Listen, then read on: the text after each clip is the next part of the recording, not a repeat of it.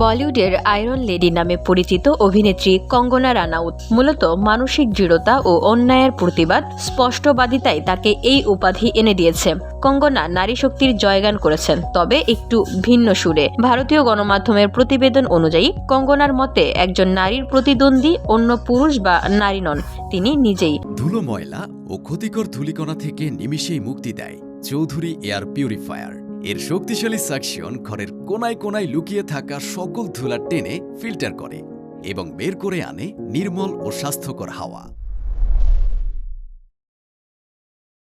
কঙ্গনার বার্তা, নারী হিসেবে আপনার মধ্যে অনেক ভালো গুণ রয়েছে, সেগুলো খুঁজে বার করুন আর তার প্রকাশ ঘটান, তবেই আপনি সার্থক নারী। এদিন সাংসদ অভিনেত্রী বলেন, আরো বেশি দয়ালু হন, আপনার কথায় আচরণে যেন আরো বেশি করে ভালোবাসা ঝরে পড়ে, কারণ পৃথিবীর সমস্ত প্রাণী নারীর ভালোবাসা, দয়া মায়া পাওয়ার অপেক্ষায় থাকে। এই কারণেই একজন শিশুর মাকে সবচেয়ে বেশি প্রয়োজন। তিনি নিজেও এই প্রয়োজন অনুভব করেন, নারীর মধ্যে দেবী রূপে দেখতে পান।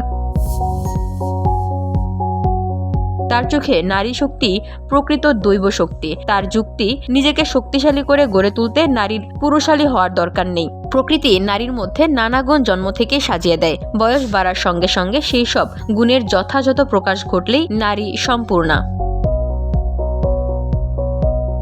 VOD Bangla news desk.